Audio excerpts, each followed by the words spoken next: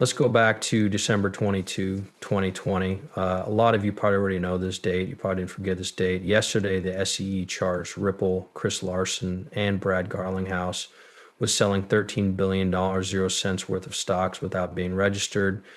Today, the charge is official. Some of you may not even care about the date. They basically saw XRP as a security and were after both the former and present CEOs of Ripple. When they planned what they did for 2020 and 2021, they gave it a lot of thought. We had a hard time choosing what to do. We started to see this in a very different way as time went on, though. A lot of people think this has been planned from the start. Some people still don't understand why Ripple was struck in particular. I think Ripple was getting too big and too fast. I've talked a lot about this on the channel. They had to go more slowly. The best way to do that was with an SEC case. At the same time, a story went around about how crypto players were going to take the place of banks, so they had to come up with new ideas or die. I still care about that a lot. I think banks need to think of new ways to make money or they will go out of business. It's crazy that this is still going on, right? It's not just a case. We'll talk about this again soon, but first, I want to talk about some other things. Ripple was sold for years as an option to Swift, right? It's the first thing I want to talk about. It was said by many that Ripple would replace Swift. XRP is the payment layer, so all of those activities would be moved to the XRP ledger. That still takes place a lot. I still believe that Swift will be changed too. They will lose a big part of the market if they don't use public ledger technology and come up with new ideas. They had already started to do that, in fact. We start to hear these stories, though, when people talk. Things are getting scary for traditional banks, and they're beginning to worry. The real use case is for steady coins, right? Stable coins are getting more and more valuable at a very fast rate. Their market value is no longer $247 billion, 0 cents, as shown by RUA. Size, but more than $260 billion, 0 cents. Every month, close to $3 trillion, 0 cents is sent. Stablecoins now make up at least 1.1% of the world's M2 money, and every year they send and receive more money and transfers than Visa and MasterCard. With stablecoins that are getting bigger, we can avoid banks. Also, because they're too big banks can't ignore them any longer. Put in excited. There seems to be another attempt on Ripple. How do we know? Why do I think someone is watching Ripple, blah, blah? We know that Circle asked for a National Trust Bank license in the US on June 30th, so this is correct. Not long after that, Ripple also applied for a national bank license and a Fed master account to make Ripple safer. We'll talk more about this in a moment. These were the new facts we learned yesterday, though. We just learned that the American Bankers Association wants the OC to stop giving licenses to crypto banks like Ripple and Circle. This makes no sense to me. Just so you know, this is from Ripple's cross-sender transfer part, if you think about it.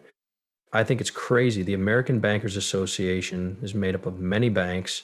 This is being asked to be put on hold right now. Is it possible that Rouse is getting really big? Once more, Rouse has grown a lot in the last 30 days. Not only has its worth gone up overall, but so have the number of monthly transfers, monthly active addresses, and even account holders. Another thing we do is read the part about the Fed master account again. What does that matter? Because the government storage will start to hold RLUSD coins if Ripple gets a national bank license and a Fed master account. Ripple really becomes a bank. It's a digital bank. What do you think? People can now trust a real player. It means that small businesses that use regular banking services are being ripped off more and more when it comes to fees and costs. What do you think? At the moment, there is a bank backed by blockchain whose Rouse stablecoin stocks are held at the Fed. You can settle deals in seconds for a very small amount of a penny. This makes Ripple the safest choice for both regular people and investors. Besides, that use cases for business days are also expected to show up. You can be your own bank and make money this way. Everything changes at once. Banks' market share is going down. Safe coins have already made banks lose market share. Who is after Ripple and Circle now? They're two of the most well-known safe coins. The group of bankers from the United States Don't forget that BNY Mellon was just named as one of the main places where Ripple's rows will be held. Aside from that, this makes rows seem more reliable. For the second time, Ripple is moving very fast. How Ripple is getting to not big enough for us. Like they did with the SEC case, they need to put it on hold now. Also, do you know who is bringing the case against SASC? At that time, there were many big banks. People at JP Morgan were interested in Ethereum. It's now time for the American Bankers Association to try to stop things again, this time to make things take longer. This video from 2023 comes to mind. This is from XRP drops. Okay, thought Crypto One, Tony Edwards' YouTube account sent it. This person is the CEO of Rocket Fuel, a business that works with Ripple.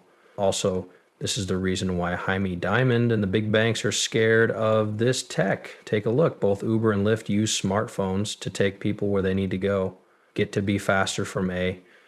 The tools they use help them do the job better and faster. After that, I thought about how we move money, not just shop or people, business people, send and receive money between countries.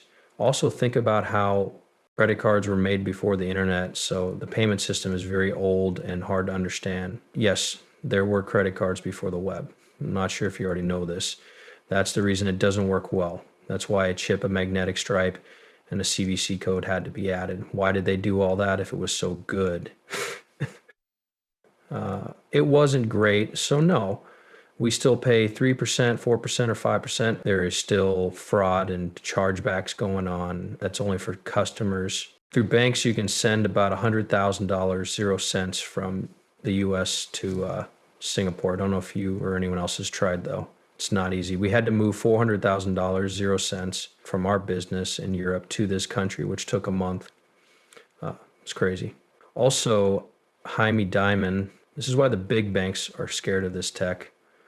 They don't want to end up like Yellow Cab. Yes, because I keep track of my actions. We've probably handled 450,000 payments this year, and a lot of they are between businesses that don't use banks. They got rich, but they lost everything when they let go of the money.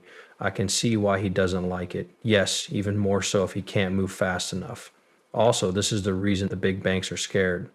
We thought about who brought the case against the CCCs that made the choice over and over again for years. Sure, everyone knows that some people had big hands. They were the ones who, given the cards, right? It's crazy that it all makes me think of that Tim Draper movie where he talks about these things. We're now in a stage that he talks about in the film. You all need to figure out what stage we're in and why these stop factors don't work. They might get some time out of it, just like they did with the set case, but guess what? There's no way to stop. Note this down. Pay close attention to this. They first try to say, oh, it's nothing. That's what they did. Now, that's true for every new business and tech that comes out. The people in charge and the status quo all say it's not important. Don't forget about the man who works behind the screen. It doesn't mean anything. Then it suddenly got too big to fit. It makes them think, oh my God, I have to deal with.